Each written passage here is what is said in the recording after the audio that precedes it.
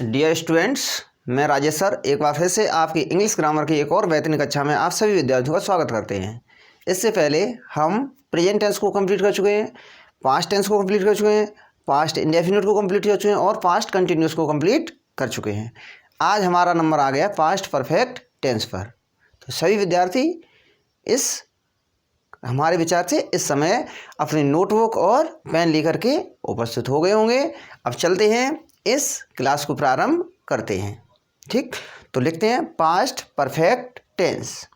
इसकी पहचान क्या होती है कि जिन हिंदी वाक्यों के अंत में चुका था, चुकी थी, चुके थे, ठीक, आया था, गया था, लिया था, दिया था, खाया था, पिया था आदि शब्द आती है, वहाँ क्या होता है? पास्ट परफेक्ट टेंस होता है। तो चलते हैं, लिखते हैं, let start. Past perfect tense, ठीक, इसे हिंदी में कहते हैं पूर्ण भूत काल। इसकी पहचान देखते हैं। जिन हिंदी वाक्यों के अंत में चुका था, चुकी थी, चुके थे, आया था,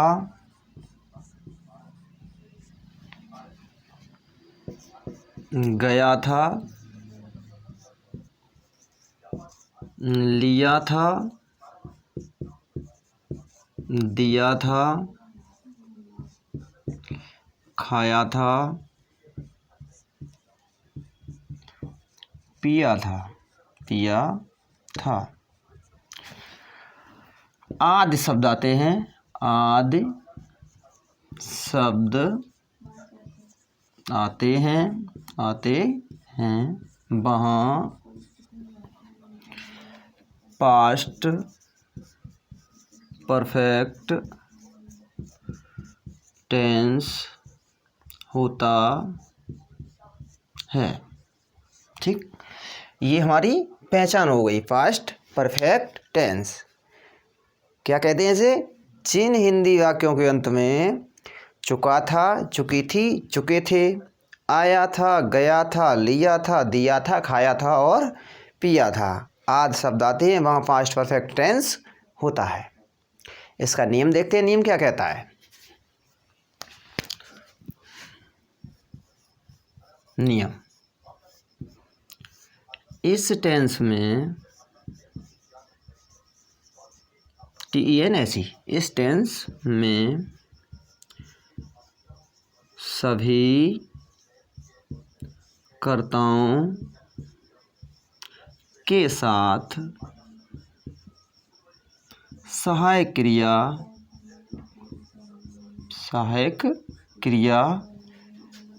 हैड हैड का प्रयोग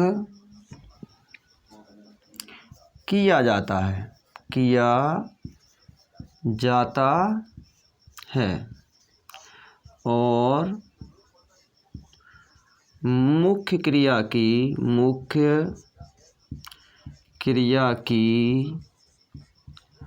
थर्ड फॉर्म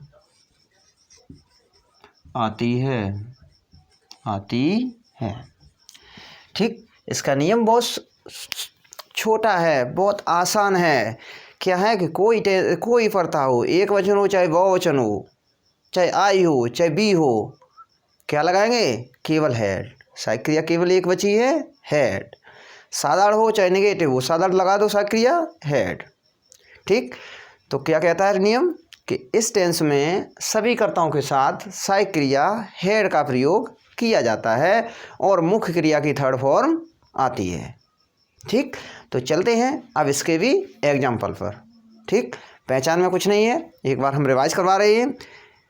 सभी विद्यार्थियों ने नोट कर ली होगी और जिन्होंने नोट नहीं की है वो हमारे साथ लिखते जाएं, हम बोलते हैं और वो अपने कॉपी में नोट करते जाएं और मिलाते जाएं।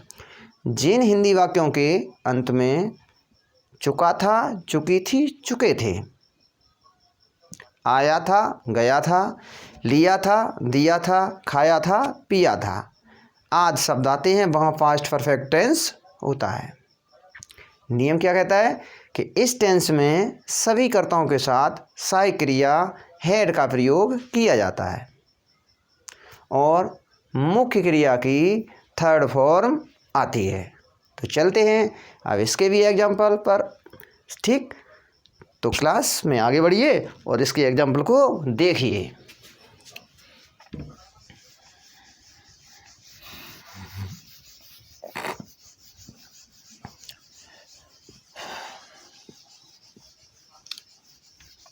अब इसके एग्जाम्पल हम बहुत जल्दी जल्दी करवाएंगे और इसमें ज़्यादा समय आपका नहीं लगेगा।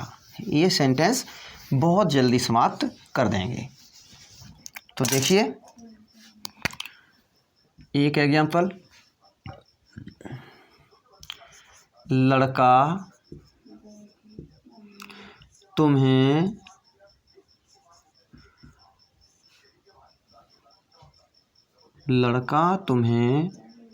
एक पुस्तक दे चुका था। ठीक, लड़का तुम्हें एक पुस्तक दे चुका था। तो लड़का की अंग्रेजी क्या बनाएगी? वाई। सक्रिया मैंने बता दी है, एक ही है, लगा दो। वाई हैड, देना की अंग्रेजी गिव, गिव की थर्ड फॉर्म गिवन, GIVEN। क्यों?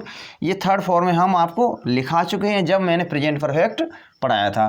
तो वाई हैड गिवन, ठीक है, यू ए बुक। ठीक, अब हम अलग अलग एग्जाम्पल नहीं कराएंगे, ये हमारा साधारण हो गया। अब इसका हम नेगेटिव बनाएं तो क्या होगा?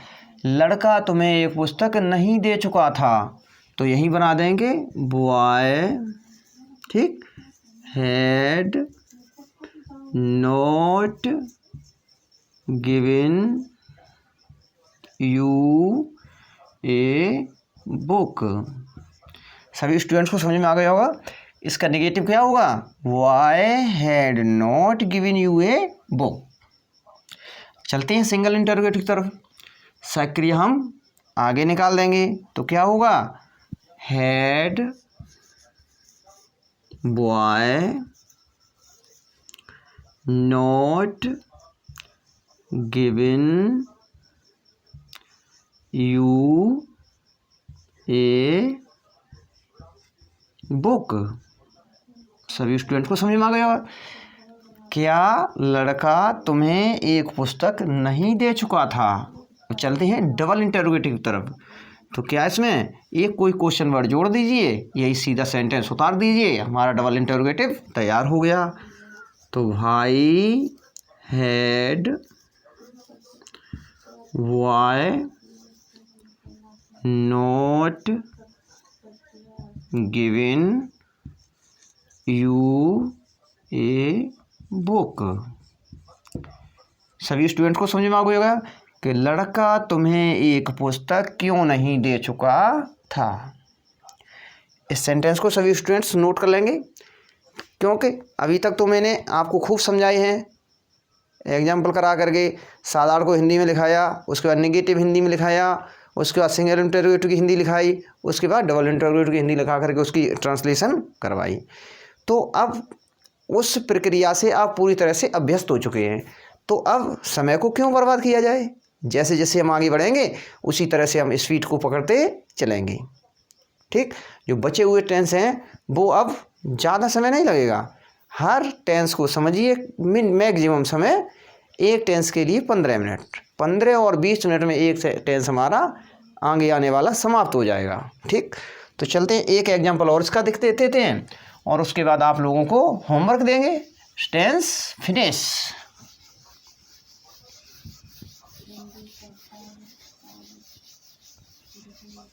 तो देखते हैं एक और एग्जाम्पल।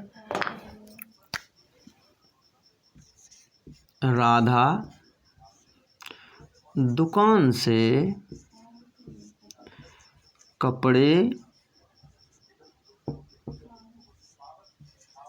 खरीद चुकी थी। ठीक, तो देखिए राधा, उसके साथ हैड, खरीदेंगे बॉट, BOUGHT,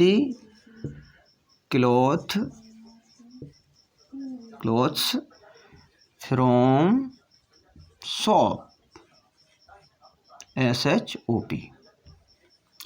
ठीक, आगे से निगेटिव बनाएंगे तो क्या करेंगे, हैड के बाद नॉट, तो Radha had not what clothes from shop.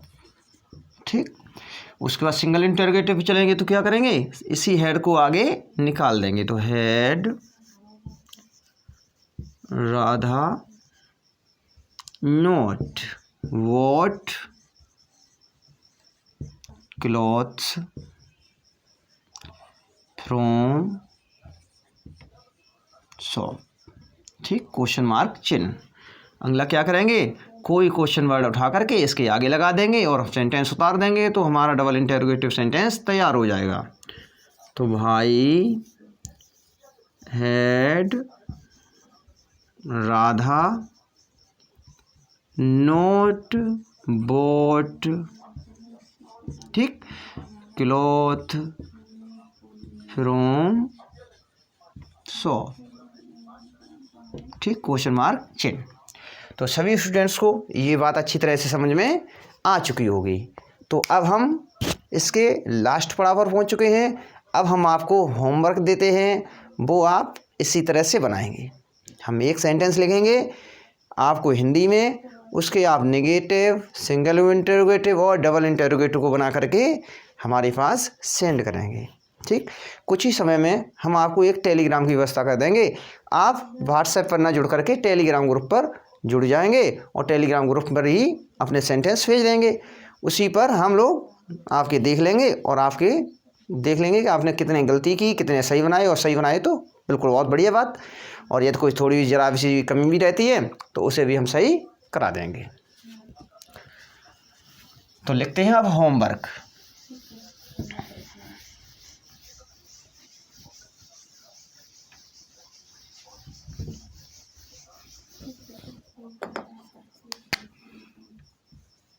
Homework,